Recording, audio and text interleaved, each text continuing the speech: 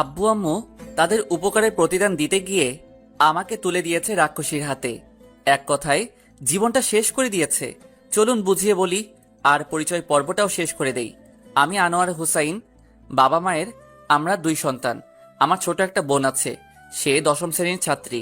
আর আমি এবার varsity second ইয়ারে এক্সাম দিয়ে অবসর সময় পার করতেছি। মধ্যবিত্ত পরিবারের একটা ছেলে আমি। আর আব্বুর বন্ধু অনেক বড় লোক, উনি সব বিপদে আমাদের পাশে থেকেছেন। আর এসবের বিনিময়ে আমাকে চেয়েছে তার মেয়ের জন্য। আঙ্কেলের মেয়ে নাকি আমাকে না পেলে মরে যাবে। মায়া আঙ্কেলের মেয়ে, প্রচন্ড রাগী মেয়ে, যা চায় তাই হাসিল করে থাকে। আর এই মেয়ের বাকি ইতিহাস পরে জানতে পারবেন। আর তাই এই সময়েই আব্বু আম্মু আমাকে তার প্রিয় বন্ধুর মেয়ের সাথে আমার বিয়ে ঠিক করে দিয়েছে। কি ভাবছেন আব্বুর বন্ধুর মেয়ে আমাকে ভালোবেসে বিয়ে করতেছে? তাহলে সম্পূর্ণ ভুল ভাবতেছেন। চলুন প্রথম থেকে বলি, তাহলে বুঝতে সুবিধা হবে। ভার্সিটির বেস্ট কাপল অব দ্য ইয়ারে অনেকজন অংশগ্রহণ নিয়েছে, সিনিয়র জুনিয়র অনেকেই। কোয়ার্টার ফাইনালে এসে মাত্র 8 দল টিকেছে। তার মধ্যে সব থেকে এগিয়ে মায়া সাইসের জুটি। তারপরে আমি আর মিম। কোয়ার্টার ফাইনাল আর সেমিফাইনালে 4 দল বাদ হয়ে গিয়েছে, আর বাকি 4 দলের মাঝে চলবে ফাইনাল। খেলায় আমি দ্বিতীয় স্থান, সেটা মায়া মানতে রাজি না। তারপরেও কিছু না বলে চুপচাপ চলতে লাগলো দিনকাল। ফাইনালের দিন ঠিক করা হলো 5 দিন পর। তবে এবার অন্যদিন খেলা হতো কোলে করে 100 মিটার দৌড়, হাত ছুঁয়ে বলে দেওয়া, আরো কিছু হতো। তবে এবার তার সাথে নতুন একটা অপশন জুড়ে দিয়েছে, সেটা হলো কাপল ড্যান্স করতে হবে 4 দলকে। কথাটা শুনে আমি চিন্তায় পড়ে গেলাম, কারণ ড্যান্স আমি কিছু কিছু পারি, তবে মিম খুব ভালো ড্যান্স পারে। মায়া আর সাইদের দিকে তাকিয়ে দেখি ওদের মুখটা কালো হয়ে গিয়েছে, কারণ এরা কেউই ড্যান্স জানে না। যাক, বাসায় এসে ফ্রেশ হয়ে চলে গেলাম মিমদের বাসায় ড্যান্স প্র্যাকটিস করতে। 5 দিনে মোটামুটি ভালো ড্যান্স শিখিয়েছে মিম আমাকে। যেহেতু মায়া আর সাইদ ভালো ড্যান্স জানে না, তাই এটাই আমাদের প্লাস পয়েন্ট, আর এটার ফায়দাই উঠাবো আমি। যাক, ফাইনাল খেলায় মায়াদের থেকে সব দিক দিয়ে একটু পিছিয়ে থাকলেও ড্যান্সের দিক দিয়ে আমরা অনেক এগিয়ে। মায়া আর সাইদ ওরা ড্যান্স মোটামুটি ভালোই করেছে, তবে ওরা ড্যান্সে নিজেদের স্টেপ মেলাতে পারিনি। যাক, এখন দাঁড়িয়ে আছি। কিছুক্ষণ পর ফলাফল ঘোষণা হলো, আমি আর মিম প্রথম হলাম। ব্যাস, মিম এসে আমাকে জড়িয়ে ধরলো। তারপর অনুষ্ঠান শেষ হবার পর আমি আর মিম বাগানের এক কোনায় বসে রইলাম। তখনই দেয়ালের ওই পাশ থেকে কারো কথা কানে আসলো। কি রে মায়া, সাধারণ একটা মধ্যবিত্ত ছেলের কাছে হেরে গেলি তুই? স্যার, নতুন একটা নিয়ম করার কারণে এমনটা হয়েছে। তারপরেও তুই এই ছেলের কাছে হেরে গিয়ে নিজের মান সম্মান সব মাটিতে মিশিয়ে দিয়েছিস। বাদ দে, আর সময় হলে ওই হুসাইনের বাচ্চাকে আমি দেখে নিব। তুই কিছু বলিস না কেন ওই হুসাইনকে? আরে, সে বাবার বন্ধুর ছেলে, তাই জোর দিয়ে কিছু বলতে পারি না। আরো অনেক সমস্যা আছে, যা তুই বুঝবি না। ওকে চল বাসায় যাই। তারপর আর তারা চলে গেল। তখন মিম আমাকে বলল, মায়া কি সত্যি তোমার আব্বুর বন্ধুর মেয়ে? হুম। তুমি এই মেয়েটার থেকে দূরে থাকবা সব সময়, না জানি কবে তোমার ক্ষতি করে বসে। ওকে ম্যাডাম, আর চলেন এখন আপনাকে বাসায় নামিয়ে দিয়ে আমি বাসায় যাব। মিম, ওকে মহারাজ চলেন। তারপর মিমকে নিয়ে বাসার দিকে রওনা দিলাম। মিম হলো প্রিন্সিপাল স্যারের মেয়ে। জানি না কেন অনেক ভালো লাগে মেয়েটাকে। আস্তে আস্তে সম্পর্কে জড়িয়ে গেলাম দুজন, এটা প্রিন্সিপাল স্যারও জানে। তারপর মিমকে তার বাসায় নামিয়ে দিয়ে আমি চলে গেলাম আমার বাসায়। খাওয়া দাওয়া করে দিলাম একটা ঘুম। সন্ধ্যায় উঠে দেখি মায়া ফোন দিয়ে রেখেছে কয়েকটা। ফোনটা সাইলেন্ট ছিল, তাই সজাগ পাইনি। ফোনটা হাতে নিয়ে কল ব্যাক করলাম। ফোন রিসিভ করার পর মায়া বলল, একটা অনুষ্ঠানে জিতে তোর ভাব তো দেখি আকাশে উঠে গেছে। ঘুমাইলে সবাই আকাশে উড়ে কি বলবি বল, আর ফোন দিয়েছিস কেন? তোর সাথে প্রেম করব তাই। গাজার দাম কত হয়েছে রে? আমি কিভাবে জানবো ওই সব ছাই পাশের দাম কত? তাহলে গাজাখুরি কথা বলতেছিস কেন তাহলে? ওই চুপ কর, আর পরশুদিন ক্লাসের নোটগুলো আমাকে দিয়ে যা। কেন, তুই ক্লাস করিসনি পরশুদিন? করেছি, তবে নোট করিনি। আর এত ভাবনা নিয়ে তাড়াতাড়ি এনে দিয়ে যা। আমাকে কি তুই তোর কাজের লোক ভাবিস নাকি? তোর প্রয়োজন তুই এসে নিয়ে যা। কথাটা বলার সাথে সাথেই ফোনটা কেটে দিল। আমিও আবার শুয়ে গেলাম। ঘুম আসছে না, তাই শুয়ে না থেকে উঠে ফ্রেশ হতে চলে গেলাম। হালকা নাস্তা করে পড়ার টেবিলে বসে পড়তে লাগলাম। কিছুক্ষণ পর হঠাৎ কেউ মাথায় থাপ্পড় দিল। তাকিয়ে দেখি মায়া। আমাকে বলল, কি রে, ফোনে কি বলছিলি? কখন? একটু আগে যে বললি আমি কি তোর গোলাম নাকি, কথাটা? তো ভুল কি বলেছি? তোর লাগলে তুই এসে নিয়ে যা, আমি কেন দিতে যাব? আমার কি ঠেকা পড়ে আছে নাকি? সময় আসলে দেখবি কে কার গোলাম হয়।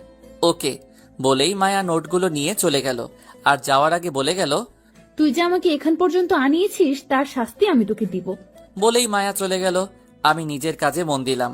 সকালে রেডি হয়ে ভার্সিটিতে গেলাম। গিয়ে দেখি মিম দাঁড়িয়ে আছে। তারপর দুজনে মিলে ভিতরে গেলাম। ভিতরে গিয়ে দেখি কিছু লোক এক জায়গায় জড়ো হয়ে দাঁড়িয়ে আছে। তাই মিম আর আমি সেখানে গেলাম। গিয়ে দেখি মায়া আর সাইদের কথা কাটাকাটি হচ্ছে। তাই সবাই তাকিয়ে দেখতেছে।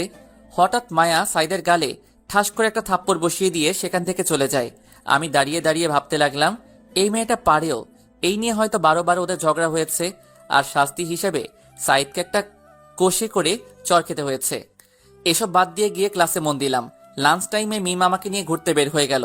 বিকেলে বাসায় এসে দেখি মায়া আর ওর আম্মু এসে বসে আছে। আমি সালাম দিয়ে ভিতরে চলে গেলাম।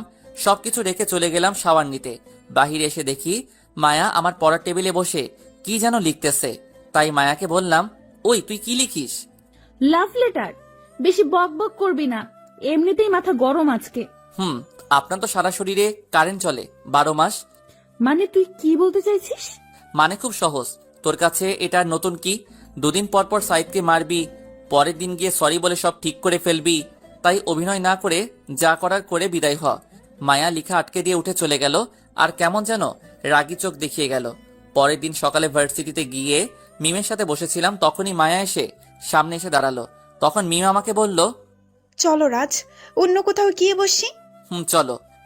ওই হুসাইন, তুই বলেছিলি না সাইদকে থাপ্পড় দিয়ে আমি আবার সরি বলে সব ঠিক করে ফেলি? এবার আমি সব শেষ করে দিয়ে এসেছি। তো আমি কি করব এতে? কিছু করতে হবে না। শুনে রাখ, এই মায়া কারোর উপর নির্ভর করে বাঁচে না। দেখবো তোর এসব ভাব কতদিন থাকে। বলেই মিমকে নিয়ে সেখান থেকে চলে আসলাম। তারপর দুজন মিলে ক্লাসে চলে গেলাম। বিকেলে ক্লাস শেষ করে গেল প্রিন্সিপাল স্যারের সাথে দেখা করতে। তাই আমি গেটের বাহিরে বসেছিলাম। মিম বের হওয়ার সময় কেমন রাগী একটা লুক দিয়ে চলে গেল। কিছুক্ষণ পর এসে আমাকে বলল, হুসেইন, তুমি মায়ের থেকে দূরে দূরে থাকবে, ওর সাথে আর কথা বলবে না। কেন, কি হয়েছে? একটু আগে আমার একটা বান্ধবী এসে বলল মায়া নাকি আমার আর তোমার সম্পর্কের মাঝে ফাটল ধরাতে চাইতেছে। তুমি সত্যি একটা বোকা। মানে? মানে হলো এই মায়া বুঝি আমাদের মাঝে সম্পর্কের ফাটল ধরাতে পারবে। আর তুমি যেহেতু ওর কথা জেনে নিয়েছো, তাই ওর উল্টাপাল্টা কথা বললে সেটা এড়িয়ে চলবে, তাহলেই হবে। ওকে, কিন্তু তারপরেও তুমি ওর থেকে দূরে থাকবে। যেই ফাজিল মেয়ে না জানি কখন কি করে বসে। ওকে ঠিক আছে, এবার চলেন বাসায়। চলো। তারপর মিমকে তার বাসায় নামিয়ে দিয়ে আমি চলে গেলাম নিজের বাসায়। রাতে বসে বসে পড়তেছিলাম। তখনই মোবাইলটা বেজে উঠে তাকিয়ে দেখি মায়া ফোন দিয়েছে। বিরক্তি ভাব নিয়ে ফোনটা রিসিভ করলাম। মায়া বলে উঠল, কিরে, ফোন ধরতে এত সময় লাগলো কেন? কি বলতে ফোন দিয়েছিস সেটা বল। বাবু, এত রাগ করে না। রাগ শরীরের জন্য ভালো না। আচ্ছা বল, কি বলবি? খেয়েছিস রাতে নাকি এখনো না খেয়ে পড়তেছিস? এসব বলতে ফোন দিয়েছিস? তো তোকে কি প্রেম করার জন্য ফোন দিব নাকি? কথাটা শুনে ফোনটা কেটে দিলাম। কি একটা মেয়ে রে বাবা, আমার পিছনে এভাবে লেগে থাকে। এভাবে কিছুদিন চলে গেল। ভার্সিটি দিনগুলো সুন্দরভাবে কাটতে লাগলো। একদিন সকালে ভার্সিটিতে ঢুকতে যাব, তখনই পিছন থেকে মায়া ডাক দিল। তাই দাঁড়িয়ে গেলাম। কি হয়েছে, কিছু বলবি? তোর জন্য মিম একটা সারপ্রাইজ নিয়ে দাঁড়িয়ে আছে, যা ভেতরে। মায়াকে আর কিছু না বলে চলে গেলাম। আল্লাহ জানে কি হয়েছে। এসব ভাবতে ভাবতে ভিতরে আসতেই মিমকে দেখলাম মাঠের কোণে নিয়ে দাঁড়িয়ে আছে। আমি মিমের দিকে এগিয়ে যেতেই মিম আমাকে দেখে আমার দিকে এগিয়ে আসলো। মিম এসেই আমার দিকে একটা খাম এগিয়ে দিয়ে বলল, হুসেইন, এগুলো কি? আমি কি তোমাকে কম ভালোবেসেছিলাম যে তুমি আমাকে এত বড় ধোঁকা দিলে? মিমের কথা শুনে কিছু বুঝতে পারতেছি না, তাই খামটা খুলে দেখতে লাগলাম। খামের ভিতরে কিছু ছবি, যেটাতে আমি মায়াকে জড়িয়ে ধরে আছি। এরকম আরো কিছু ছবি আছে। ছবিগুলো দেখে মাথাটা চক্কর দিয়ে উঠল। এটা কিভাবে সম্ভব কিছুই বুঝতেছি না। ছবিগুলোতে ডুব দিলাম। তখনই মিমের মাথায় ঘোর কাটলো। সারা কলেজ জানে তুমি আর মায়া একজন আরেকজনের শত্রু, আর ভেতরে ভেতরে এসব করো। প্লিজ চুপ করো, আমাকে ভাবতে দাও। না, তুমি আগে এটা বলো আমাকে কেন এসবের মাঝে টানলে? আমি কি দোষ করেছি? মিম, তুমি এগুলো পেয়েছো কোথায়? আমার বইয়ের ভেতরে একটু আগে পেয়েছি। বুঝেছি, আসো আমার সাথে। তারপর মিমকে নিয়ে গেলাম মায়ার কাছে। মায়া এক কোনায় ওর বান্ধবীদের সাথে দাঁড়িয়েছিল। আমি গিয়ে মায়াকে জিজ্ঞাসা করলাম, এগুলো কি মায়া? মানে কোনগুলা? দেখ, রাগ উঠাবি না, আর এমন ভাব নিচ্ছিস যে তুই কিছু জানিস না। মায়ার হাতে খামটা ধরিয়ে দিলাম। তারপর মায়া সেগুলো খুলে দেখে আমাকে বলল, দেখ, তোর যদি আমাদের সম্পর্কের কথা কাউকে বলতে লজ্জা পাস তাহলে এতে আমি কি করব? আর এগুলো ব্যাপারে আমি কিছু জানি না। তোর আর আমার সম্পর্ক মানে? মানেটা তোকে বলতে হবে? দেখ মায়া, সত্যিটা কি বল, না হলে রাগ উঠলে কি করব তা তুই ভাবতেও পারবি না। সত্যি বলার কি আছে? আর হ্যাঁ, তোর আর আমার মাঝে একটা সম্পর্ক আছে, ভালোবাসার। এটা তো আর অস্বীকার করতে পারবি না। কি আছে? রিলেশনশিপ। ব্যাস, রাগটাকে আর আটকাতে পারলাম না। ঠাস করে মায়ার গালে একটা চড় বসিয়ে দিলাম। আশেপাশের সবাই হাঁ করে তাকিয়ে রইল আমার দিকে। তাই মায়াকে বললাম, আমাদের রিলেশনের প্রথম উপহার দিলাম, আর যদি আমার আর মিমের মাঝে আসতে চাস তাহলে জানে মেরে ফেলবো, বলে দিলাম। মায়া গালে হাত দিয়ে অবাক হয়ে আমার দিকে তাকিয়ে আছে। আমি মিমকে নিয়ে চলে যাচ্ছিলাম, তখনই তিশা ডাক দিয়ে বলল, তোকে আমি দেখে নিব। আমি ওর কথার কর্ণপাত না করে চলে গেলাম মিমকে নিয়ে। তারপর মিমে রাগ করে বাসায় চলে গেল। মন এমনিতেই খারাপ, তাই ক্লাস না করে বাসায় চলে আসছি। মন খারাপ তাই দুপুরে খাওয়া দাওয়া করে দিলাম ঘুম। বিকেলে মাথায় কারো হাত ভোলানোর কারণে ঘুমটা ভাঙলো। তাকিয়ে দেখি মায়া আমার পাশে বসে আমার মাথায় হাত বোলাচ্ছে। লাফ দিয়ে উঠে দূরে সরে গেলাম। তারপর মায়াকে বললাম, তুই এখানে কি করিস? বাবু, তোমার ঘুম ভেঙে গেছে? ওই কিসব আবল তাবল বলতেছিস? আর তুই আমাদের বাসায় আসলি কখন? এমন ভাবে বলছিস যেন তোদের বাসা থেকে আমাদের বাসা কয়েক কিলোমিটার দূরে, সামনেই তো, তাই মন চেয়েছে চলে আসলাম। আসছিস ভালো কথা, তো তুই আমার রুমে কি করিস? এমনি ছ্যাঁকা খেয়ে কি অবস্থা দেখতে এলাম। তুই এগুলো করছিস কেন? তোর জন্য আমি সাইদের সাথে ব্রেকআপ করলাম, আর তুই রিলেশনে থাকবি? এটা কি মানতে পারি বল? দেখ, এসব বাদ দিয়ে রাত্রিকে সব সত্যি বলে দে, মেয়েটা না হলে ভেঙে পড়বে। অসম্ভব। আমি যতদিন অন্য একটা রিলেশনে না যাচ্ছি ততদিন তুইও সিঙ্গেল থাকবি। মায়ার কথা শুনে রাগও উঠলো, আবার হাসিও পেল, তাই ফিক করে হেসে দিলাম। মায়া অবাক হয়ে জিজ্ঞাসা করলো, কি হলো, এভাবে হাসছিস কেন? তোর কথা শুনে। কেন, আমি হাসির কি বললাম? এই যে বললি তুই রিলেশনে যাওয়ার আগ পর্যন্ত আমাকে সিঙ্গেল থাকতে হবে, তোর রিলেশনের অপেক্ষায় বসে থাকলে আমি বুড়ো হয়ে যাব, তাও তুই রিলেশনে যেতে পারবি না। মানে? এক কথায় তোকে সহ্য করার ক্ষমতা ছিল একমাত্র সাইদের, তাকে ছেড়ে দিয়েছিস, তাই আর কারোর সাথে রিলেশনে যেতে পারবি বলে আমার মনে হয় না। তুই কি আমাকে চ্যালেঞ্জ করতেছিস নাকি? অবশ্যই না, শুধু একটু সুবুদ্ধি দিতেছি, ভালো হয়ে যা, না হলে বিয়ের জন্য আঙ্কেল ছেলে পাবে না তোর জন্য। তুই সকালে থাপ্পড় দিয়েছিস, কিছু বলিনি, কিন্তু এখনের অপমানটা কলিজায় গিয়ে লেগেছে। দেখ, আমি সত্য কথা বলেছি, এটা যদি তোর জন্য অপমান হয় তাহলে আমার কিছু করার নেই। তুই কি বলতে চাইছিস? আমি বিয়ের জন্য পাত্র পাবো না? পাত্র পাবি, তোকে চিনে এমন পাত্র পাবি না, কারণ যারা তোকে চিনে বা স্বভাব সম্পর্কে জানে তারা কখনোই তোকে বিয়ে করবে না। ওকে, আমি আজকে তোকে চ্যালেঞ্জ করে গেলাম, আমি এমন কাউকে বিয়ে করব যে কিনা আমাকে একদম কাছ থেকে চিনে, সেটা যেভাবেই হোক। ওকে, আমিও দেখবো। ওকে, আর হ্যাঁ, মিমের সাথে সম্পর্কের কথাটা ভুলে যা। এমন বিষ ঢেলেছি যে সে তোর দিকে তাকালেও থুতু ফেলবে। মিমের সাথে খারাপ কিছু করলে বা বলে থাকলে আমি যে তোর কি অবস্থা করব তা তুই ভাবতেও পারবি না। আমাকে যে সকালে চট দিয়েছিস তার ফল, আর অপমানের ফলটা বাকির খাতে তুলে রাখলাম। বলেই মায়া চলে গেল। আমি মোবাইলটা হাতে নিয়ে দেখি মিমের একটাও কল নেই। অন্য সময় তো কল দিয়ে পাগল করে ফেলতো, তাহলে আজকে একটাও দেয় নাই। তাই উঠে ফ্রেশ হয়ে বেরিয়ে গেলাম। মিমকে ফোন দিয়ে পার্কে আসতে বললাম। মিম আসতে রাজি না, অবশেষে অনেক কষ্টে রাজি করালাম। পার্কে গিয়ে মিমের জন্য অপেক্ষা করতে লাগলাম। কিছুক্ষণ পর খেয়াল করলাম মিম আসতেছে। কিছুটা কাছে আসতেই দেখি মিমের চোখগুলোতে পানি জমে আছে। তাই আমি উঠে মিমের কাছে গিয়ে জিজ্ঞাসা করলাম, কি হয়েছে মিম, তোমাকে এমন দেখাচ্ছে কেন? কিছু না, বলো কি বলতে ডেকেছো? আমার হাতে সময় খুব কম। এমন ভাবে বলছো কেন? আগে তো কখনো এমন ভাবে কথা বলনি। আচ্ছা বলো কি বলবে। আগে এটা বলো, তোমার চোখে পানি কেন? এমনি ধুলো পড়েছে তাই। আমাকে অবহেলা করতেছো তুমি? আচ্ছা যা বলার বলো, বাসায় কেউই নেই তাই তাড়াতাড়ি ফিরতে হবে। আসলে মায়া যা বলেছে বা দেখিয়েছে তা সম্পূর্ণ মিথ্যা। আমার আর মায়ার মাঝে এমন কিছুই নেই, আর হবেও না। মিম কিছুক্ষণ চুপ থেকে কি যেন ভাবতে লাগলো, তাই আবার বললাম, প্লিজ মিম, তুমি মায়ার কথা বিশ্বাস করো না। ওই মেয়েটা আমাদের আলাদা করার জন্য এসব বলতেছে। মিম আমার দিকে কিছুক্ষণ মায়াবী দৃষ্টিতে তাকিয়ে থেকে বলল, মায়ের সাথে নাকি তোমার বিয়ে ঠিক হয়ে আছে ছোটবেলা থেকেই? কি? কে বলেছে এই ফাউল কথাটা তোমাকে? মায়া একটু আগেই ফোন করে বলল তোমাকে আমার সাথে ওর বিয়ে ঠিক হয়ে আছে, আর তোমাদের মাঝে নাকি অনেকবার ফিজিক্যাল রিলেশনও হয়েছে। কথাটা শুনে মাথায় আগুন ধরে গেল। মেয়েটা এত নিচে নামতে পারে যা বলার মতো না। তাই মিমকে বললাম, মিম, কিছুদিন আগে তুমি আমাকে বলেছিলে না মায়া আমাদের মাঝে ফাটল ধরাতে চায়? এখন মায়া সেটাই করতেছে। আর তুমি জানো না মায়া জিতার জন্য যে কোনো কিছু করতে পারে বা বলতে পারে। তুমি আগে আমার প্রশ্নের উত্তর দাও, মায়া যা বলেছে সেগুলো কি সত্যি নাকি মিথ্যা? সবগুলো কথা মিথ্যা, আর ওই ছবিগুলো ছিল এডিট করা। তোমাকে বোকা বানিয়ে সে এখন মজা নিচ্ছে। মায়া আসলে একটা খারাপ মেয়ে। বলেই মিম আমাকে জড়িয়ে ধরলো। আমিও মিমকে জড়িয়ে ধরলাম। তারপর মিমকে বললাম, মিম, তুমি কি আমাকে সত্যিই ভালোবাসো? কেন, সন্দেহ আছে নাকি? না, আসলে তুমি এত সহজে ভুল বুঝে ফেলেছো আমাকে, যার কারণে অনেক কষ্ট পেয়েছি আমি। মায়া এমন ভাবে বলেছিল, আমি তো ভয় পেয়ে গিয়েছিলাম। আচ্ছা চলো এখন মায়ের সাথে একটু মজা নেওয়া যাক। মানে কি করবে তুমি? দেখতে থাকো। বলেই ফোনটা পকেট থেকে বের করে মায়াকে ভিডিও কল দিলাম। মায়া রিসিভ করে আমাকে বলল, কি রে, এই সময় ফোন দিয়েছিস? মুখটা একটু ভার করে ফেললাম আর হালকা কাদো কাদো ভাব নিয়ে বললাম, ওই তুই মিমকে কি এমন বলেছিস যে সে আমাকে থাপ্পড় দিয়ে চলে গিয়েছে? কিছু মন্ত্র পড়েছি, তাতেই কাজ হয়ে গিয়েছে। আচ্ছা, তোর কি মনে হয় তুই হালকা একটু বা বেশি মন্ত্র পড়লে আমার আর মিমের মাঝে ফাটল ধরাতে পারবি? এই দেখ। বলেই মিমকে টান দিয়ে আমার কাছে আনলাম আর কপালে একটা চুমু এঁকে দিলাম। ব্যাস, মায়া যা বোঝার বুঝে গিয়েছে।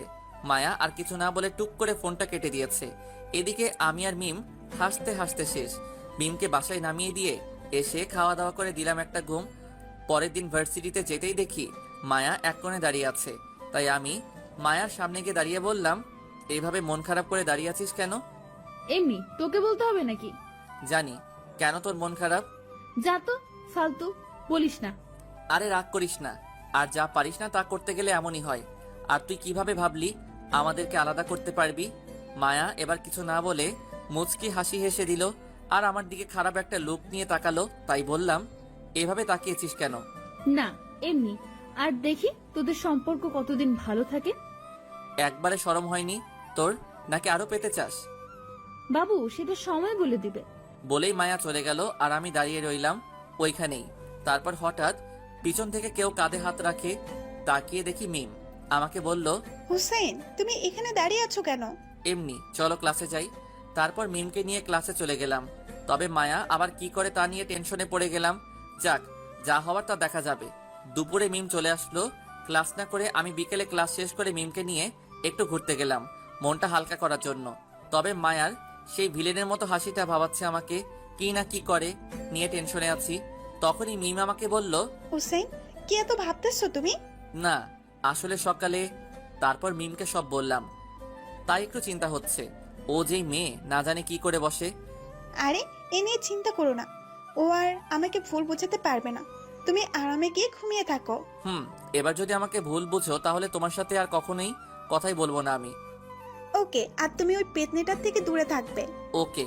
আর মায়া কিছু বললে আগে আমাকে জানাবেন, না জানিয়ে আবার মুখ ফুলে বসে থাকেন না আবার। তুমি মায়াকে বলে দিবে আমার সাথে যেন কথা বলতে না আসে। ওকে, আর কিছু বলতে হবে? আর আমাদের দেখে যেন হিংসা না করে। ওলে পাগলি, সব বলে দিব এখন, ঠিক আছে? ওকে এখানে নিয়ে আসলে কেন? তোমাকে কিডন্যাপ করব বলে। শয়তান। চলো একটু হাঁটি, তারপর না হয় যা বাসায় চলে যাব। চলো। কিছুক্ষণ পর হঠাৎ ফোনটা বেজে উঠলো। তাকিয়ে দেখি আব্বু ফোন দিয়েছে, তাই রিসিভ করলাম। কিরে, কোথায় তুই? এই তো একটু বাহিরে, বাসায় আসবো একটু পরে। তাড়াতাড়ি আয়, কাজ আছে একটু। ওকে, আসতেছি। বলেই ফোনটা কেটে দিলাম। তখনই মিম আমাকে বলল, বাসায় যেতে বলেছি নাকি? হুম। ওকে চলো, আজকে বাসায় চলে যাই, পরে আরেকদিন আসবো। ওকে চলো। তারপর মিমকে তার বাসায় নামিয়ে দিয়ে আমি চলে গেলাম আমার বাসায়। কলিং বেল দিতেই ছোট বোন এসে দরজা খুলে দিল। ভিতরে যেতেই অবাক হয়ে গেলাম, কারণ ভিতরে মায়া, আঙ্কেল, আন্টি সহ আমাদের পরিবারের সবাই বসে আছে। আজকে তো অনুষ্ঠান বা এমন কোনো বিশেষ দিন নেই, তাহলে সবাই একসাথে বসে এই বাড়িতে। মায়ের দিকে তাকিয়ে দেখি ম্যাডাম আমাকে দেখে লজ্জা পাচ্ছে, এমন ভাব করতেছে। আমি অবাক হব নাকি? সবাই এখানে কেন এটা ভাববো, এটাই বুঝতেছি না। তখনই আব্বু বলল, কিরে, দাঁড়িয়ে দাঁড়িয়ে কি ভাবতেছিস? যা গিয়ে মায়ার ওখানে গিয়ে বস। কোনো কিছু না ভেবে মায়ার পাশে বসে গেলাম। আস্তে করে মায়াকে জিজ্ঞেস করলাম, কিরে তোরা এখানে কেন সবাই? চুপচাপ বসে থাক, সব জানতে পারবি কেন আমরা এখানে। আমি আর কিছু না বলে চুপচাপ বসে রয়েছি। কিছুক্ষণ পর আঙ্কেল বলে উঠল, এবার বল কবে ওদের বিয়ের দিনটা ঠিক করলে ভালো হয়? ওদের যেহেতু পরীক্ষাটা এগিয়ে এসেছে, তো পরীক্ষা শেষ হোক, তারপরে একদিন ধরে বিয়ে দিয়ে দিব। ওকে, তাহলে পরীক্ষাটা শেষ হোক। ওনাদের কথা আমার মাথার উপর দিয়ে যাচ্ছে, তাই মায়াকে আবার জিজ্ঞাসা করলাম কার বিয়ের কথা চলতেছে। আমরা চলে গেলে সেটা তোর আব্বুকে জিজ্ঞেস করিস, তাহলেই হবে। মেজাজটাই খারাপ করে দিল, তাই আর কিছু না বলে বসে রইলাম চুপচাপ।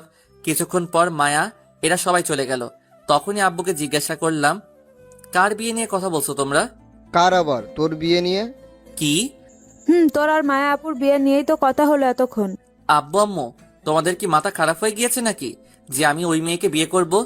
আমাদের মাথা ঠিক আছে বলেই তোর বিয়ে মায়ের সাথে ঠিক করেছি। আমি কোনোদিনও মায়াকে বিয়ে করব না। তোরা তো একজন আরেকজনকে ভালোবাসিস, তাহলে বিয়ে করতে সমস্যা কোথায়? মায়াকে যে আমি ভালোবাসি এটা কে বলেছে তোমাদের? কেন, মায়া তো বললো তোরা নাকি একজন আরেকজনকে ভালোবাসিস অনেক আগে থেকে। ওই মেয়েটা পাগল হয়ে গিয়েছে আর আমি অন্য আরেকজনকে ভালোবাসি, তাই মায়া প্রতিশোধ নিতে এটা করতেছে। তুই আবার কাকে ভালোবাসিস? তারপর মোবাইল থেকে মিমের ছবিটা বের করে সবাইকে দেখালাম। তারপর মিমের সম্পর্কে সব বললাম। তখন আব্বু বলল, আচ্ছা, আমি মায়ের আব্বুর সাথে কথা বলে দেখি। আর হ্যাঁ, এই মায়া নামের মেয়েটাকে বউ করার স্বপ্ন ভুলে যাও। বলেই ভিতরে চলে গেলাম নিজের রুমে। রাগে মাথাটা গজগজ করতে লাগলো। এসব ফাউল চিন্তা বাদ দিয়ে চলে গেলাম ফ্রেশ হতে। ফ্রেশ হয়ে বের হতেই দেখি মোবাইলে কল আসতেছে। তাকিয়ে দেখি মায়ার ফোন, তাই বিরক্তি নিয়ে ফোন করলাম। মায়া বলল, ধাক্কাটা সামলাতে পেরেছিস তো, নাকি আবার অজ্ঞান হয়ে গিয়েছিস? জি সামলেও নিয়েছি, আর তোর ব্যাপারে সব বলেও দিয়েছি। আর তারা এবার আঙ্কেলের সাথে কথা বলে তোর অভিনয় সমাপ্ত করে দিবে, চিন্তা করিস না। মায়া চুপ হয়ে গেল আমার কথা শুনে। বুঝলাম টেনশনে পড়ে গেছে মেয়েটা, তাই আবার বললাম, কিরে এবার তুই ধাক্কা খেলি নাকি? তবে দেখি কি করা যায়। দেখ মায়া, এসব সিরিয়াস বিষয় নিয়ে পাগলামি বন্ধ কর, না হলে খুব খারাপ হবে বলে দিলাম। খারাপ যাই হোক, বিয়ে তো আমি তোকেই করব। রাগে মাথাটা ফেটে যাচ্ছে, তাই ফোনটা কেটে দিলাম। কিছু না বলে চুপচাপ বসে রইলাম। রাতে খাওয়া দাওয়া করে দিলাম একটা ঘুম। সকালে ফ্রেশ হয়ে নাস্তা শেষ করে ভার্সিটিতে গেলাম। ভিতরে যেতেই মায়া সামনে এসে দাঁড়ালো। আমি পাশ দিয়ে চলে যাওয়ার সময় মায়া বলে উঠল, এভাবে কতদিন পাশ কাটিয়ে চলে যাবি? কিছুদিন পর তো আমার হাতের মুঠোয় আসতে হবে। আমি কোনো কথা না বলে ক্লাসে গিয়ে মাথা নিচু করে বসে রইলাম।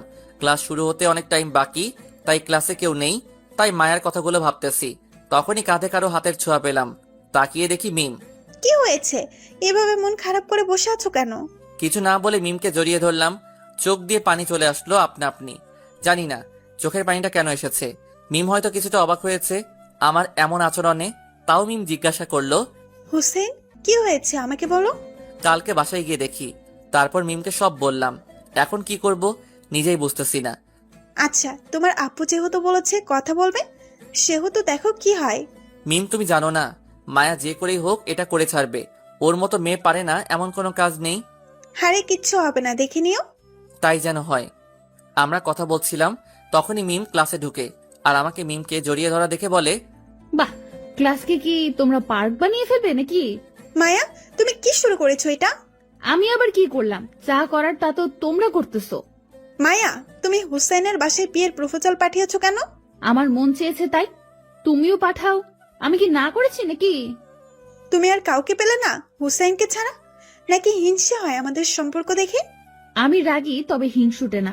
আর হোসেনকে ভালো লেগেছে, তাই বিয়ে করতেছি, হিংসা করে নয়। বলেই মায়া রুম থেকে চলে গেল। মিম এসে আমার পাশে বসে আমার মাথায় হাত বুলিয়ে দিতে লাগলো। বিকেলে ক্লাস শেষ করে আমি মিমকে তার বাসায় নামিয়ে দিয়ে চলে আসলাম নিজের বাসায়। বাসাতে আসতেই দেখি সবাই মুখটা ভার করে বসে আছে, তাই জিজ্ঞাসা করলাম, কি হয়েছে সবাই এভাবে মুখটা ভার করে বসে আছো কেন? মায়ের আব্বুকে ফোন দিয়েছিলাম। তো উনি কি বলল? বলল সে নাকি মায়ের সাথে কথা বলেছে, আর মায়া নাকি তোকে ছাড়া অন্য কাউকে বিয়ে করবে না, আর তোকে না পেলে সে সুইসাইড করবে। সে মারা গেলে আমি কি করব? মারা যাবে না বেঁচে থাকবে সেটা সম্পূর্ণ মায়ের ব্যাপার। এখানে আমি কি করতে পারি? তবে মায়াকে আমি বিয়ে করব না, এটা শিওর। কি বলিস এসব? একটা মেয়েকে এভাবে মরতে দিব আমরা? আর তুই জানিস না ওর বাবা আমাদের কত বড় উপকার করেছে? উপকার করেছে ভালো কথা, তার জন্য কি আমি তার মেয়েকে বিয়ে করব নাকি? আর আমি যে অন্য আরেকজনকে পছন্দ করি এটা জেনেও কেন আমার পিছনে পড়ে আছে? দেখ, বিয়ের আগে এমন সম্পর্ক সবারই থাকে। তুই বরং ওই মেয়েটাকে ভুলে যাওয়ার চেষ্টা কর, তাতেই ভালো। আব্বু তোমাদের কিভাবে বোঝাবো আমি? আঙ্কেলকে বলে দিও আমি এই বিয়ে করব না, মানে করব না। প্লিজ বাবা, একবার ভেবে দেখ।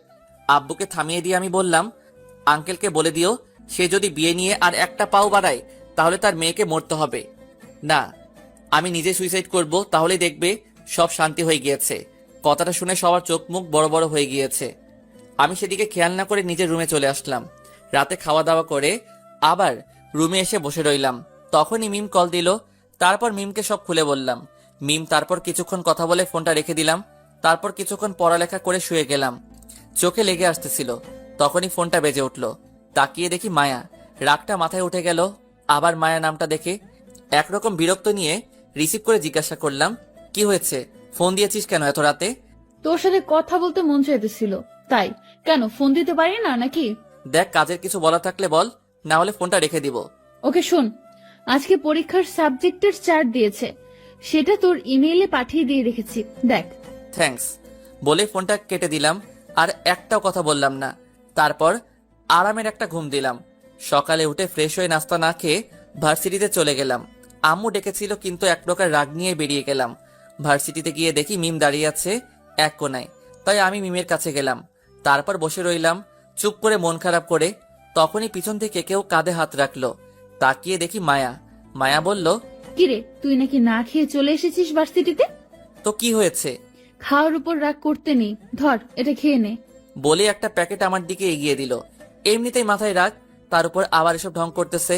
তাই বললাম, দেখো মায়া, এমনিতেই মাথা ঠিক নেই, তার উপরে প্যারা দিস না প্লিজ, যা এখান থেকে। ওকে, তবে এগুলো খেয়ে নিস। বলে প্যাকেটটা রেখে চলে গেল। আমি প্যাকেটটা নিয়ে দূরে ছুঁড়ে মারলাম। তখনই মিম আমাকে বলল, হোসেন, তুমি খেয়ে আসোনি সকালে? আবার তুমি শুরু করো না প্লিজ।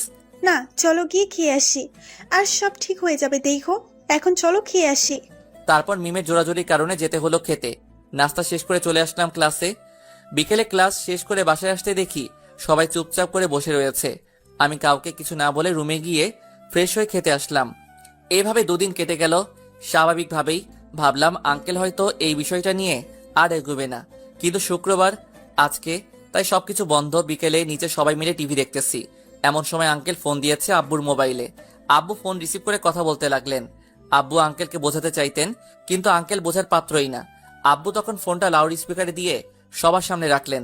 তখন আঙ্কেল বললেন, দেখ, তুই হুসাইনকে যেভাবেই হোক রাজি করা, না হলে মায়া আমাকে হুমকি দিয়েছে যে 1 সপ্তাহের মধ্যে যদি বিয়ের দিন তারিখ ঠিক না হয় তাহলে সে নিজেকে শেষ করে দিবে। তুই মায়ের মাকে একটু বুঝিয়ে বল। আমি তাকে অনেক বুঝিয়েছি, কিন্তু কোনো লাভ হয় নাই। তার একটাই কথা, বিয়ে পরীক্ষার হলেই চলবে, তবে 1 সপ্তাহের ভিতরে। বিয়ে কবে হবে সেই দিন তারিখ ঠিক করতে হবে। দেখ, এখন আমরা যেদিকে যাই সেদিকেই বিপদ। বিয়ে ঠিক না করলে মায়াকে হারাতে হবে, আর ঠিক করলে আমার ছেলেকে হারাতে হবে। দেখ, তুই কি করবি জানি না, তবে হুসাইনকে যে করেই হোক বিয়েতে রাজি করাতে হবে। আমি কি করব নিজেই বুঝতেছ না। দেখ, তুই হুসাইনকে বল, প্রয়োজন পড়লে আমার সব সম্পত্তি আমি হুসাইনের নামে করে দিব, তাও আমার মেয়েকে বাঁচা। দেখো, হোসেন এসবে রাজি হবে না, আর তুই মায়াকে বুঝিয়ে বল যেন পাগলামি না করে।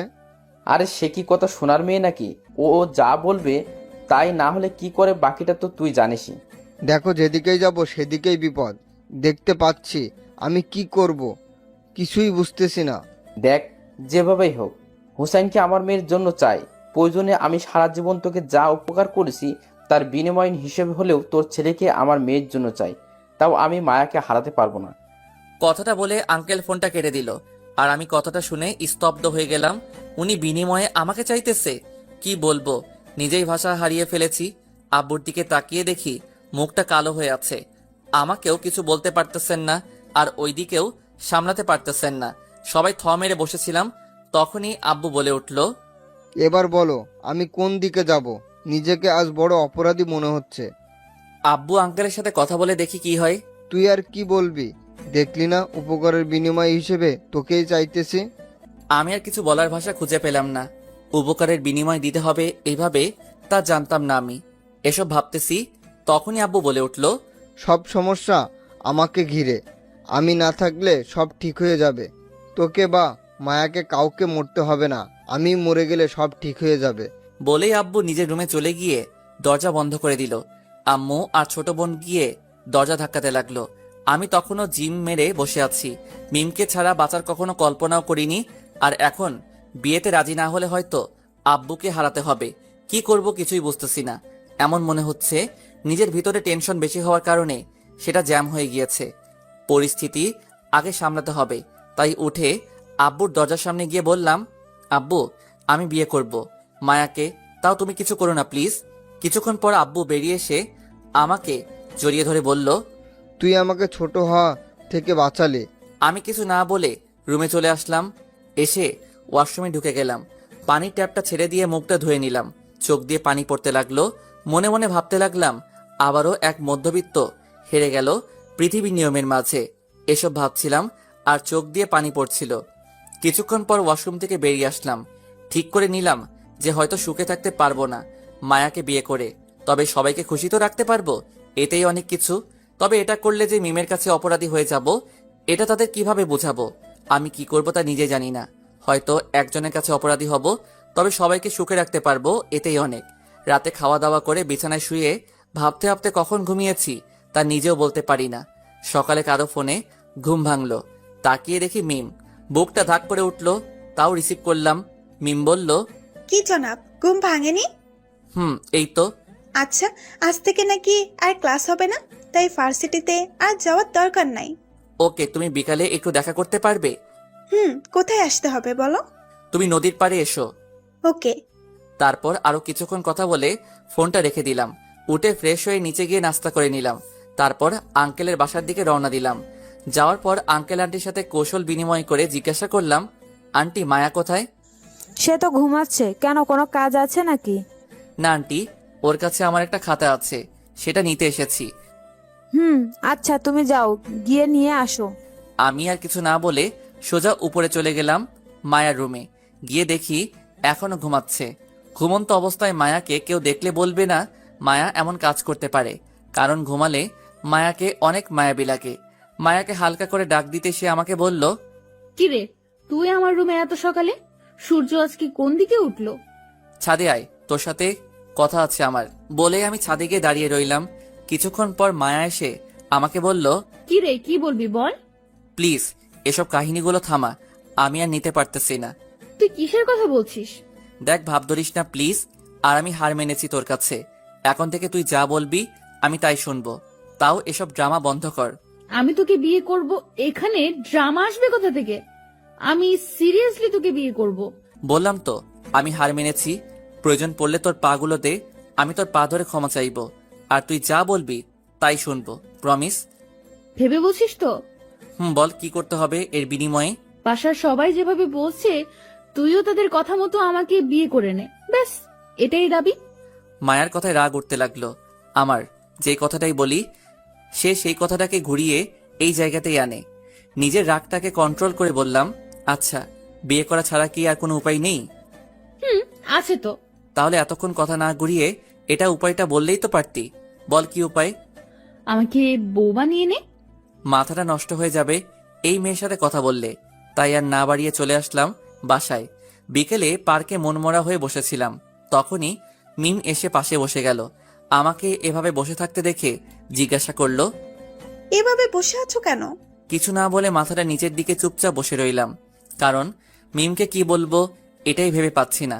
তখন মিম আবার বলল, হোসেন, কি হয়েছে তোমার? আমাকে খুলে বলো। আবার নতুন করে কি কিছু হয়েছে? নতুন করে কিছু হয়নি, যা ছিল তা শেষ করে ফেলেছে মায়া, আর আমি হেরে গিয়েছি মিম। মানেটা একটু খুলে বলো প্লিজ। কালকে বিকেলে মিমকে সব বললাম, বলেই চুপ করে গেলাম।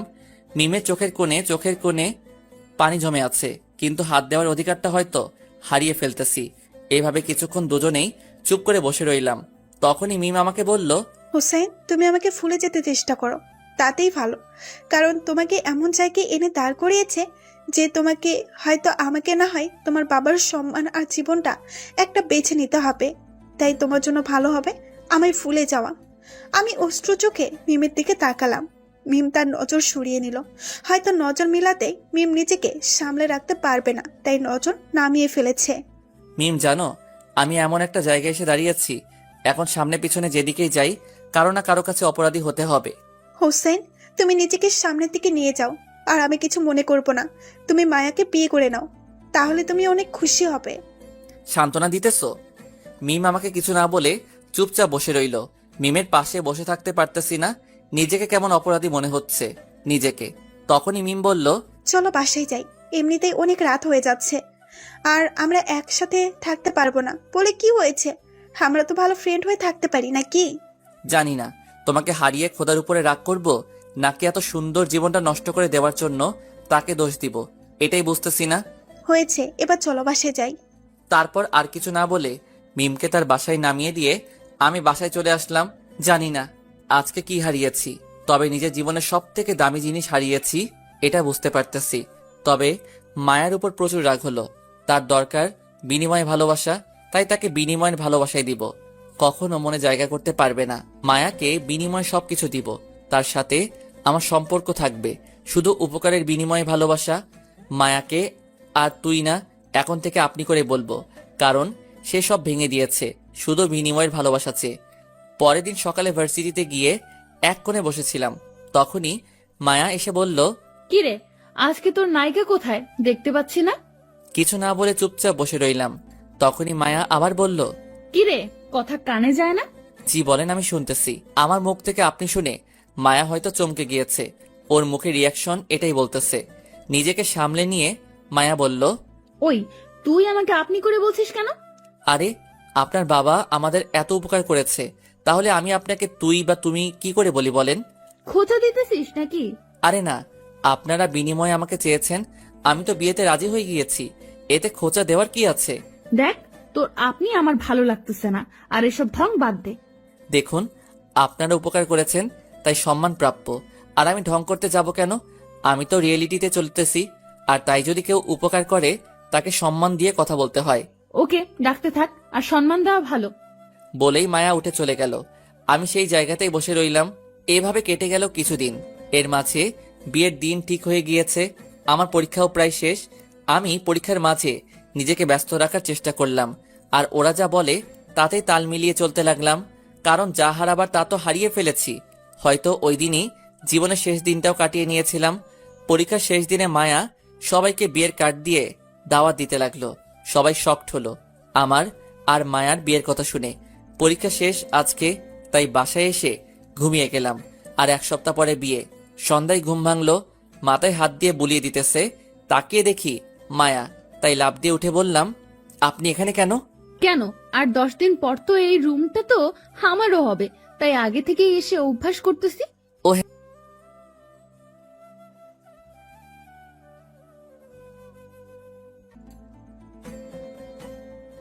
না বলে চুপচাপ শুয়ে গেলাম, কারণ জীবনের একটাই লক্ষ্য এখন, তার বিনিময় কিভাবে পূরণ করব।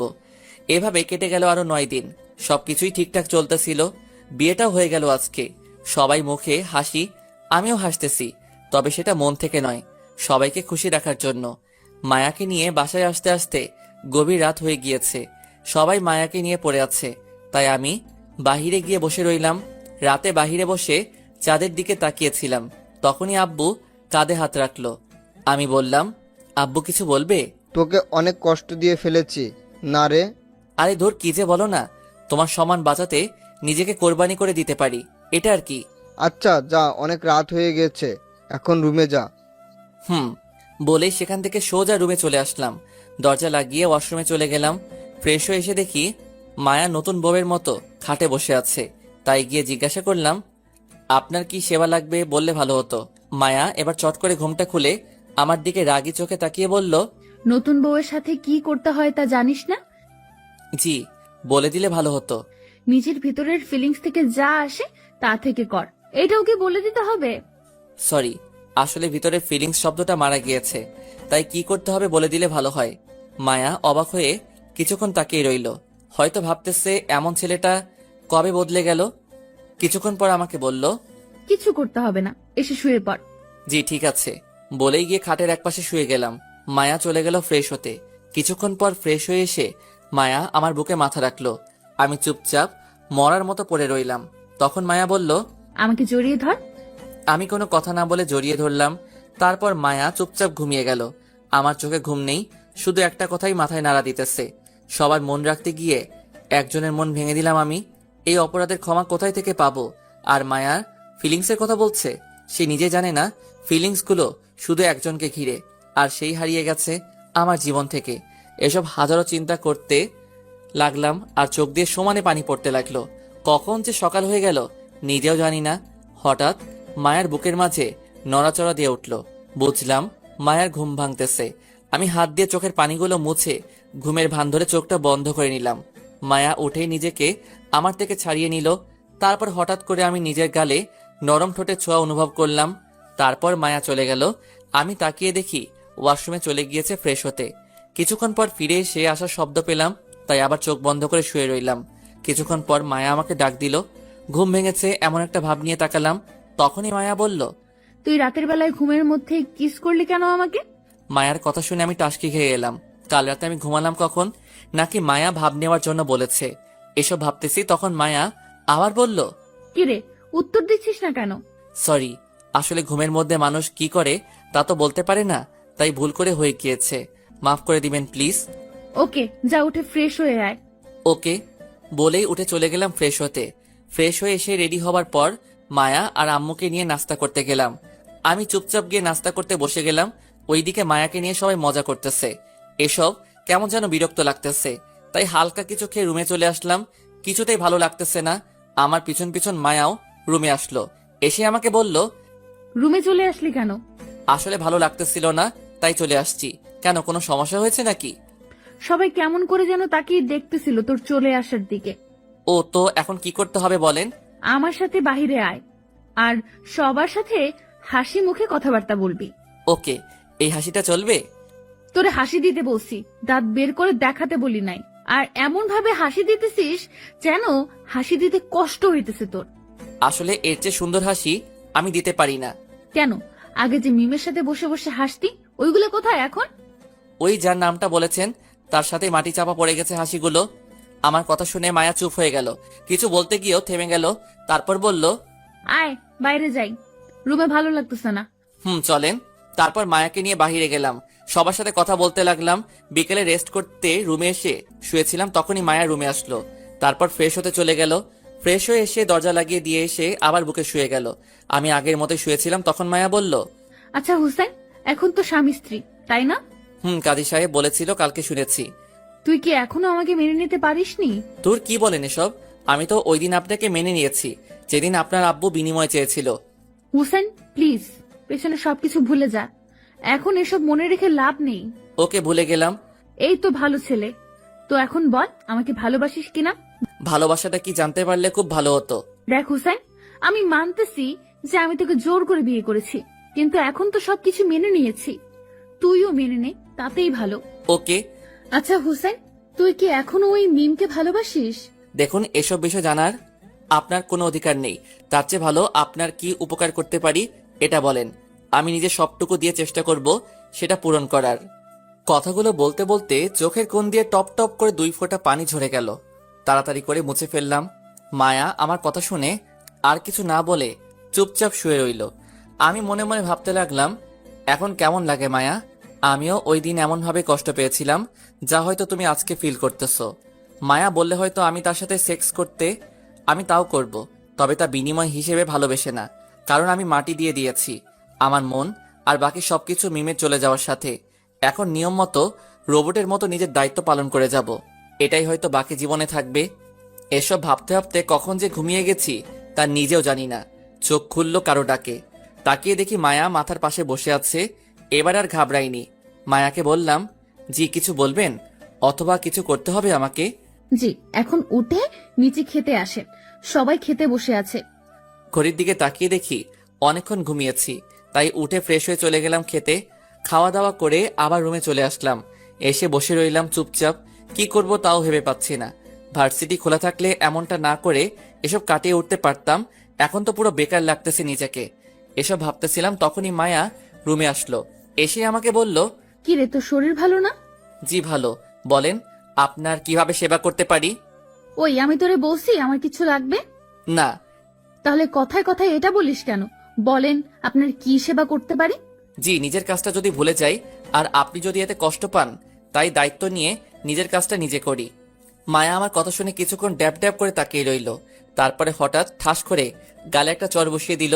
আমি বললাম, এতক্ষণে ভালো লাগতেছে আমার যে আপনাকে সেবা দিতে পেরেছি। মায়া আর কিছু না বলে ওয়াশরুমে চলে গেল। আমি কিছু না বলে বিছানায় গিয়ে শুয়ে রইলাম। কিছুক্ষণ পর মায়া ওয়াশরুম থেকে বের হয়ে এসে আমার পাশে শুয়ে গেল। আমি সেদিকে খেয়াল না করে নিজের মতো শুয়ে রইলাম। কিছুক্ষণ দুজনের মাঝে নীরবতা বজায় রইল। হঠাৎ মায়া বলে উঠল, হুসাইন, তুই আমার বুকে মাথা দিয়ে ঘুমা আজকে। আমি মায়ার কথা মতো মায়ার বুকে মাথা দিয়ে শুয়ে গেলাম। তখন মায়া আমাকে বলল, আমার হার্টবিট শুনতে পাচ্ছিস হুসাইন? জি। হার্টবিট গুলো কি বলতেছে তাকে শুনতে পাচ্ছিস না? সরি ম্যাডাম, এসব বোঝার ক্ষমতা আমি অনেক আগেই হারিয়ে ফেলেছি। দেখ হুসাইন, আমি জানি তুই আমার উপর রাগ করে আছিস, মাফ করে দে প্লিজ। দেখুন, আমি কোনো ব্যাপারে আপনার উপরে রাগ করে নেই, তাই বারে বারে মাপ চেয়ে আমাকে লজ্জা দিবেন না প্লিজ। দেখ, এভাবে বলিস না, বললাম তো ভুল হয়ে গিয়েছে। প্লিজ ম্যাডাম, এভাবে বলবেন না। আমি যদি পারতাম তাহলে ক্ষমা করে দিতাম। দেখ হুসাইন, তোকে জোর করব না, তুই ক্ষমা করে দে, না হলে কিন্তু আমি বাধ্য হব জোর করতে। ম্যাডাম, আপনি বললেই আমি কাজ করে দিব, জোর করার কি আছে? আমার কথা শুনে মায়া রাগে টলমল করতে লাগলো। আমি কিছু না বলে চুপচাপ রইলাম। তখন মায়া আবার বলল, বুঝছি তোকে বুঝিয়ে পারবো না, তাই যা করার আমাকেই করতে হবে। আপনি কেন কষ্ট করতে যাবেন? আমাকে বলেন, আমি করে দিচ্ছি। তুই কি করতে পারবি? আমার সাধ্যের ভিতরে হলে অবশ্যই পারবো। ওকে, ভালোবাসতে পারবি আমাকে? সরি ম্যাডাম, এটা আমার সাধ্যের অনেক বাহিরে, তাই পারবো না। আপনি চাইলে জীবন দিতে পারি, তবে ভালোবাসতে পারবো না। কথায় কথায় খুঁজা দেওয়াটা কোথা থেকে শিখেছিস? বলবি একটু, বলবি? সময়ের কাছ থেকে। আসলে সময় মানুষকে বদলে দেয় আর অনেক কিছু শিখিয়ে দেয়। মাঝে মাঝে পাথর সহ বানিয়ে দেয় একটা মানুষকে। হো, তাই এমন ভাবে কথা বলিস? আন্তরিকভাবে দুঃখিত আমি। আপনি যদি আমার কথায় কষ্ট পেয়ে থাকেন। আমার কথা শুনে মায়া ফিক করে হেসে দিল। তারপর বলল, তোর কথায় শুধু কষ্ট পাই না, এমন লাগে বুকের ভেতরে হাতুড়ি দিয়ে আঘাত করতেছে, বুঝছ? জি ম্যাডাম। আচ্ছা, এসব বাদ দিয়ে একটা সোজা কথা বলে দেই, শুনে রাখ। জি বলেন। তোকে আমি 2 দিন সময় দিলাম, এর মাঝে আমাকে ভালোবেসে মেনে নিবি। তোর জন্য ভালো, আর এর মাঝে মেনে না নিলে তোর থেকে জোর করে আমি আমার অধিকার আদায় করে নিব। হালকা মুচকি হেসে আমি চোখ বন্ধ করে ফেললাম। জানি না মায়া কি ভাবতেছে, আর সেটা জানার কোনো প্রয়োজনও মনে করি না। মায়া আমাকে জড়িয়ে ধরল। আমি কোনো কিছু না বলে চুপ করে শুয়ে রইলাম। হাজারো চিন্তা মাথায় নিয়ে ঘুমিয়ে গেলাম। কখন তা বলতে পারি না। সকালে ঘুম ভেঙে তাকিয়ে দেখি আমি নিজের সিটে শুয়ে আছি, আর মায়া আমার বুকে শুয়ে ঘুমিয়ে আছে। আমি ওঠার জন্য হালকা করে মায়াকে বুকে নামাতে চাইছিলাম, তখনই মায়ার ঘুমটা ভেঙে গেছে। ঘুমন্ত গলায় আমাকে বলল, হুসেন, ঘুমাতে দে তো একটু, এত নড়াচড়া না করে যেভাবে আছিস সেভাবেই শুয়ে থাক প্লিজ। তারপর আবার ওইভাবে শুয়ে রইলাম। কি আর করার, কিছু না বলে চুপচাপ শুয়ে চোখ বন্ধ করে রাখলাম। এভাবে কেটে গেল 2 দিন। বিয়ের সব নিয়ম প্রায় শেষ, তবে বাসায় বসে থাকতে থাকতে ভালো লাগতেছে না। তার উপর এসব প্যারা। রাতে বসে বসে মোবাইল টিপতেছিলাম, তখনই মায়া রুমে আসলো। এসে আমাকে বলল, কিরে, আজকে তো 2 দিন শেষ, কি ঠিক করলি? আপনি আমাকে যা বলবেন তাই করব। আমি তাই এখানে মেনে নেওয়া আর না নেওয়ার কিছুই নেই। বুঝছি, তোকে বুঝিয়ে লাভ নেই, তার চেয়ে বরং তোর সাথে কঠিন হয়ে থাকাটা ভালো। এটা আপনার ইচ্ছা। ঠিক আছে, এখন এদিকে এসে আমাকে কিস কর। মায়ার কথা মতো তার কাছে গিয়ে কপালে একটা কিস করলাম। তখন মায়া রেগে বলল, ওই, তোরে কপালে কিস করতে বলেছিলাম আমি? সরি ম্যাডাম, আপনি স্থান উল্লেখ করেন নাই, তাই আমি কপালে করেছি। ওই, নিজের বউয়ের কপালে কিস করে কেউ? আর এটা বলে দেওয়া লাগে নাকি? বউ কথাটা শুনে নিজের অজান্তেই ফিক করে হেসে দিলাম আমি। মায়া আমার হাসি দেখে অবাক হয়ে তাকিয়ে রইল। তারপর নিজেকে সামনে নিয়ে বললাম, সরি ম্যাডাম, আসলে একটা কথা মনে পড়ায় হাসি পেয়ে গিয়েছিল। আমি বুঝেছি কেন হেসেছিস। থাক, তোকে কিছু করা লাগবো না, যা করার আমিই করতেছি। জি ম্যাডাম। কথাটা বলতে না বলতেই মায়া আমার ঠোঁটগুলোকে সে নিজের ঠোঁট দিয়ে দখল করে নিল। তারপরে কিছুটা স্কিপ করে যাওয়াই ভালো, তবে মন থেকে একটু হয়নি। যা হয়েছে সব বিনিময় থেকে করেছি। সকালে ঘুম থেকে উঠে দেখি মায়া এখনো ঘুমাচ্ছে, তাই উঠে চলে গেলাম ফ্রেশ হতে। শেষ বিকেলে রুমে বসেছিলাম, তখনই মায়া রুমে আসলো। এসে বলল, হুসেন, চল বাইরে কোথাও গিয়ে ঘুরে আসি। জি বলেন, কোথায় যেতে চান? আমি নিয়ে যাচ্ছি। তুই আবার শুরু করে দিলি? রেডি হয়ে নে, ঘুরতে যাব ব্যাস। তোকে কোথাও নিয়ে যাওয়া লাগবে না, আমি যাব, তুই শুধু সাথে থাকলেই হবে। ওকে। তারপর রেডি মায়ের সাথে বের হলাম। তখন মায়া আমাকে বলল, মুজিবনগর অনন্য পার্কে যাই। পার্কে নামটা শুনে হালকা অবাক হলাম, কারণ ওই পার্কে আমি আর মিম প্রায়ই বসে গল্প করতাম, আর ওই পার্কে হাজারো স্মৃতি জমা আছে। মায়া ওই পার্কে যেতে বলেছে কেন, এসব ভাবতেছিলাম। তখনই মায়া আবার বলল, কিরে, যাবি নাকি এখানেই বসে থাকবো সারাদিন? তারপর গাড়ি নিয়ে বেরিয়ে গেলাম বাসা থেকে। ওই পার্কে যেতে যেতে সন্ধ্যা হয়ে গিয়েছে। ভিতরে ঢুকে আমি মায়ার সাথে হাঁটতেছি আর মিমের সাথে বসে থাকা সেই জায়গাগুলো দেখতে লাগলাম। কেন জানি বুকের ভিতরে হালকা ব্যথা অনুভব করতে লাগলাম, আর চোখের কোণে হালকা হালকা পানি জমা হতে লাগলো। পানিগুলো মুছে হাঁটতে লাগলাম, কারণ এই পানিগুলোর কোনো মূল্য নেই পৃথিবীর কাছে, কারণ বেইমানি করে ফেলেছি তার সাথে। এখন অপরাধী হিসেবে বেঁচে আছি আমি। এসব ভাবতে ভাবতে আনমনে হাঁটতেছি। তখন মায়া ডাক দিয়ে বলল, কিরে, অতীতে চলে গেলি নাকি? আসলে শরীরটা ভালো লাগতেছে না। ও, আমি তো মনে করেছিলাম তুই মিমের কথা ভাবতেছিলি। আমি আর কিছুই বললাম না, চুপচাপ নির্বাক দর্শকের মতো কিছুক্ষণ কাটিয়ে আসলাম মায়ার সাথে। বাসায় এসে খাওয়া দাওয়া করে রুমে চলে আসলাম। খাওয়া দাওয়া শেষ করে আমি রুমে চলে আসলাম। মায়াও কিছুক্ষণ পর রুমে আসলো। এসেই আমার উপর শুয়ে বলল, তোকে নিয়ে ঘুরতে গিয়ে মজা নেই, মনে হয় একটা রোবট নিয়ে ঘুরতে বের হয়েছে। আমি কিছু না বলে চুপ করে শুয়ে রইলাম আর মায়ার কথাগুলো শুনতে লাগলাম। মায়ার এবার আমার সামনে উঠে দাঁড়িয়ে গেল। তারপর আমাকে বলল, আচ্ছা হুসাইন, আমরা হানিমুনে গেলে ভালো হবে বলতো? ম্যাডাম আমি কি বলবো বলেন, আপনি যেখানে যেতে চান আমিও সেখানেই যাব। আচ্ছা, তুই এমন করে কথা কেন বলিস বলতো? আচ্ছা বাদ দে সব, চল আমরা সিলেটে গিয়ে ঘুরে আসি। ওকে। মায়া চলে গেল ফ্রেশ হতে। কিছুক্ষণ পর আমার চোখটা লেগে আসলে ঘুমিয়ে গেলাম। সকালে ঘুম ভাঙলো মায়ার ডাকে। তাকিয়ে দেখি আমার পাশে বসে আছে। আমাকে সজাগ হতে দেখে বলল, কিরে, ঘুম ভেঙেছে? জি। আচ্ছা উঠে রেডি হয়ে নে তাড়াতাড়ি, আমাদের বাসায় একটু যেতে হবে, আব্বু ডেকেছে আমাদেরকে। ওকে। তারপর রেডি হতে চলে গেলাম।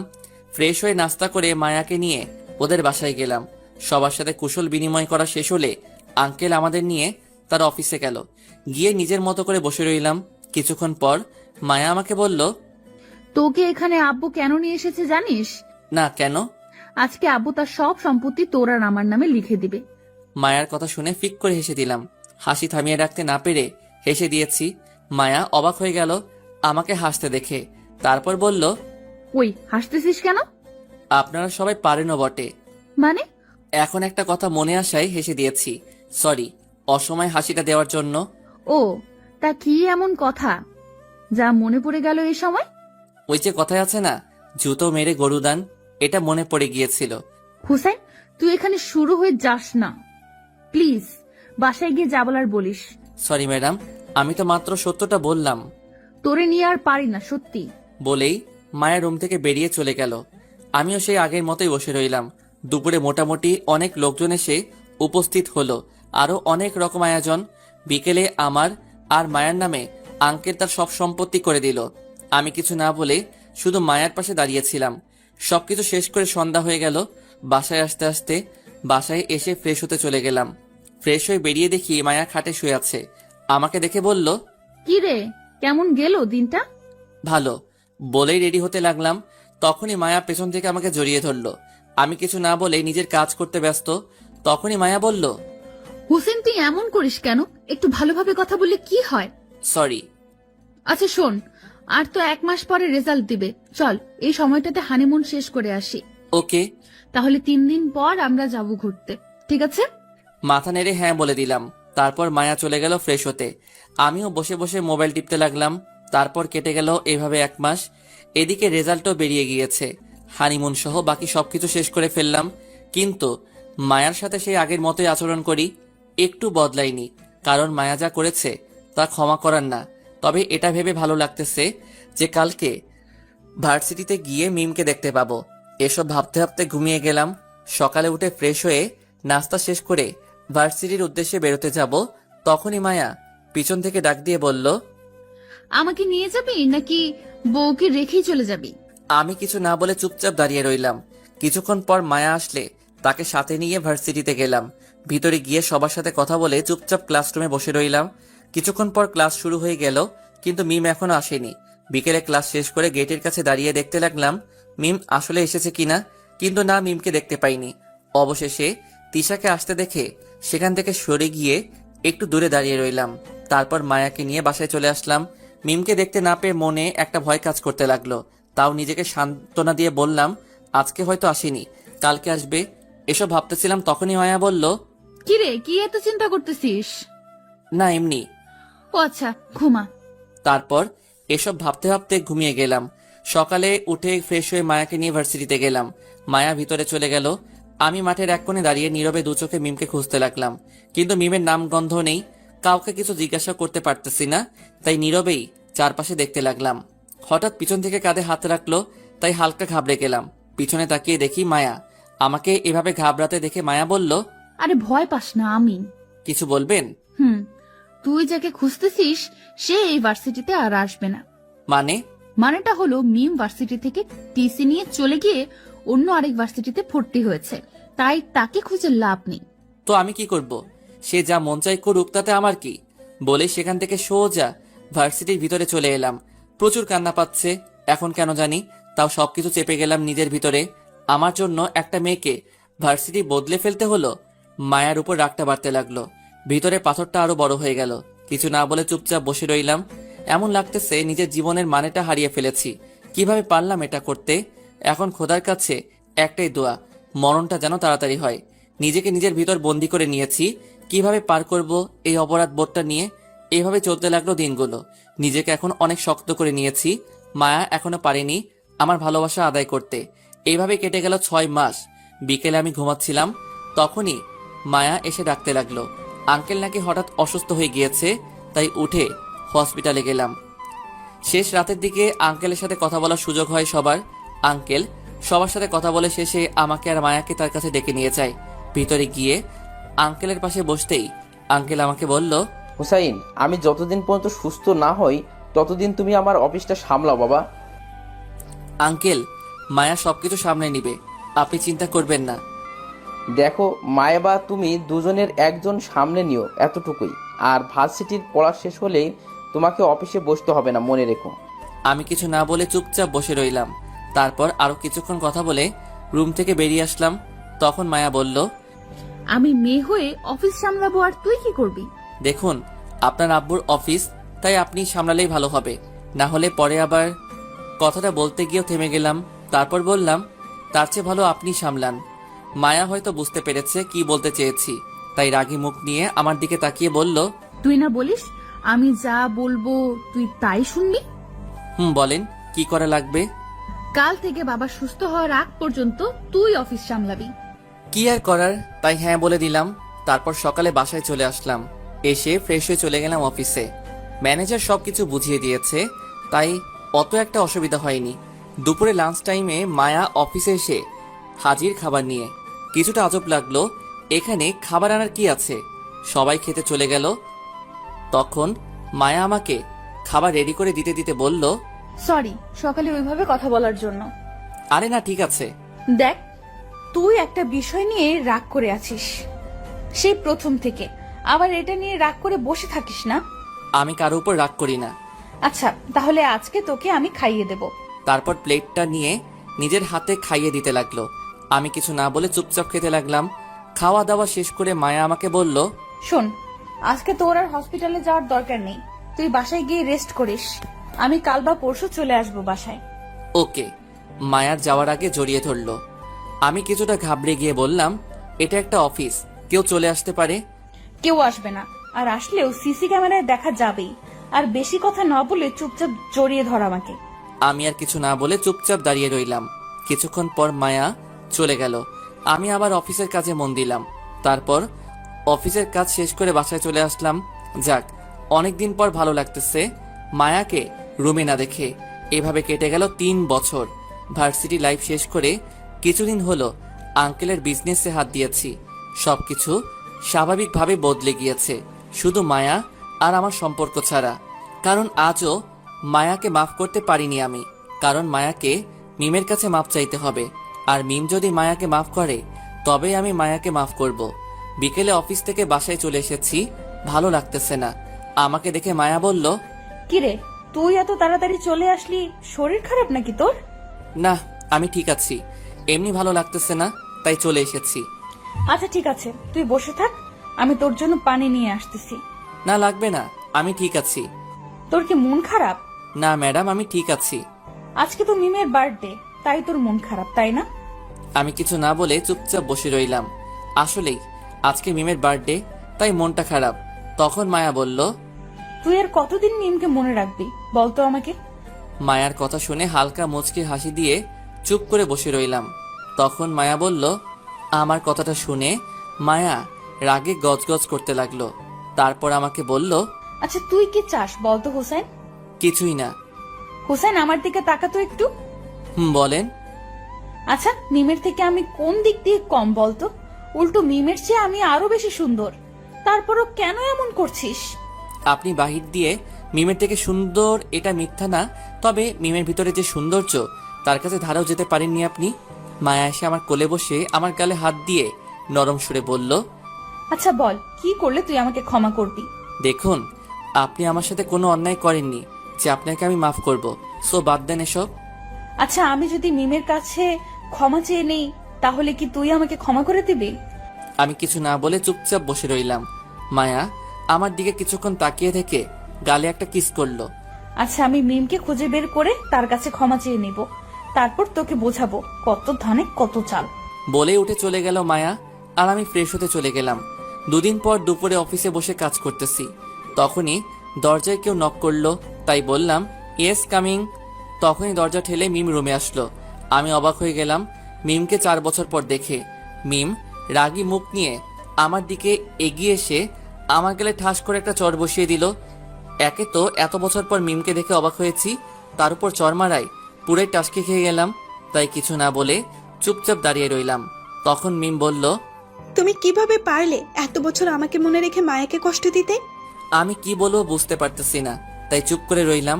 আমাকে চুপ থাকতে দেখে মিম বলল, বিয়ে 4 বছর হয়েছে তোমাদের, আর তুমি আজও আমাকে মনে রেখে মায়াকে কষ্ট দিচ্ছ? কিভাবে পারলে এত বছর আমাকে মনে রাখতে? কেন তুমি মনে রাখোনি আমাকে? আমার প্রশ্ন শুনে মিম কিছুটা অপ্রস্তুত হয়ে গেল, একদম চুপ হয়ে গেল। তখন আমি বললাম, কিছু প্রশ্নের উত্তর থাকে না, তাই এসব প্রশ্ন করো না প্লিজ। আচ্ছা হোসেন, ভুলে যাও পেছনের সব কিছু, আর আমি মায়াকে ক্ষমা করে দিয়েছি। এবার তুমিও মায়াকে মেনে নাও প্লিজ। মাথা নেড়ে হ্যাঁ বললাম। তখন মিম বলল, আর হ্যাঁ, আমি এখন আর তোমাকে ভালোবাসি না, আমি ভালোবাসি আমার স্বামীকে। ভালো। শোনো হোসেন, সব গল্পের ইতি হবে এমনটা তো কোথাও লেখা নেই। কিছু গল্প অসমাপ্তই, তাতে কি? আচ্ছা, তোমাকে এখানে এনেছে কে? কে আবার? মায়া গিয়েছিল কালকে আমার শ্বশুর বাড়িতে, ওইখানে গিয়ে আমাকে সব খুলে বলেছে, সাথে আরেকটা কথাও বলেছে। কি কথা? আমাদের ভালোবাসার কাছে নাকি মায়া হেরে গিয়েছে। কথাটা শুনে একগাল হেসে দিলাম। মিমও হেসে দিল আমার সাথে সাথে। তখনই মায়া রুমে ঢুকলো, আর আমাকে হাসতে দেখে রাগী মুখ করে বলল, ওই আমি যখন হাসতে বলি তখন ওই হাসিগুলো কোথায় থাকে? আমি হাসি থামিয়ে দিয়ে চুপ হয়ে গেলাম। তখন মিম বলল, হোসেন, তুমি মায়াকে একবার ভালোবেসে দেখো, সে আমাকে ফুলিয়ে দেবে, এত ভালোবাসবে তোমাকে। কিছু না বলে শুধু মাথা নেড়ে হ্যাঁ বললাম। আচ্ছা তাহলে আমি এখন আসি, সন্ধ্যায় আবার দেখা হবে। ওকে। তারপর মিম চলে গেল। মায়া আমার দিকে রাগী চোখ করে তাকিয়ে বলল, আমি হাসতে বললে তুই বলিস আমি হাসতে পারি না, আর এখন অন্যের বউয়ের সামনে তো ঠিকই হাসাহাসিতে মেতে উঠেছিস, লুচ্চা কোথাকার। এই জন্যই তোর আর মিমের মাঝে আকাশ জমিন পার্থক্য। মানে আবার কি করলাম? দেখ মিম, এত বছর পরে আমাকে দেখে এখনো তুমি করে বলে, আর তুই এখনো স্বামীকে সম্মান দিতে শিখলি না। নিজের হাজবেন্ডকে কেউ তুই তুকারি করে? দেখ, এমনিতেই 4 বছর জ্বালিয়েছিস, এখন এসব ফাউল কথা বললেই ঘুষি মেরে নাক ফাটিয়ে ফেলবো। ওকে, মিমকে কি রাতে বাসায় আসতে বলেছিস নাকি? আর চল, এখন অফিসের সবাইকে ছুটি দিয়ে বাসায় যেতে হবে, প্রচুর কাজ করতে হবে। কিসের কাজ? আমার কথা শুনে মায়া কেমন যেন অবাক হয়ে আমার দিকে তাকালো। তাই আবার জিজ্ঞেস করলাম, কিসের কাজ? আর সবাইকে এই দুপুরে ছুটি দিতে যাব কেন? আর তুই এভাবে অবাক হয়ে তাকিয়ে আছিস কেন? স্যার, আজকে আমাদের বিয়ের 4 বছর পূর্ণ হয়েছে, তা হয়তো আপনার মনে নেই। কথা শুনে আকাশ থেকে পড়লাম। সত্যি তো, আজকে 4 বছর হয়েছে। নে, এবার কি বলি? মায়া বলল, এখন বিয়ের তারিখ ভুলে গিয়েছিস, পরে কে জানে আমাকেই ভুলে যেতে পারিস। আচ্ছা, এই কারণে মিম বলেছিল রাতে বাসায় আসবে। এই নে, অফিসের সবাইকে এই কার্ডগুলো দিয়ে আয়। তারপর অফিসের সব স্টাফদের ইনভাইট করে বাসায় চলে আসলাম। এসে সবকিছু রেডি করতে লাগলাম। রাতে আয়োজন সবকিছু শেষ করে রুমে গেলাম প্রায় শেষ রাতের দিকে। তবে আগামীকাল শুক্রবার, তাই সকালে অফিস নেই, মাথায় চিন্তাও কম। ফ্রেশ হয়ে খাটে এসে শুয়ে মোবাইল টিপতে লাগলাম।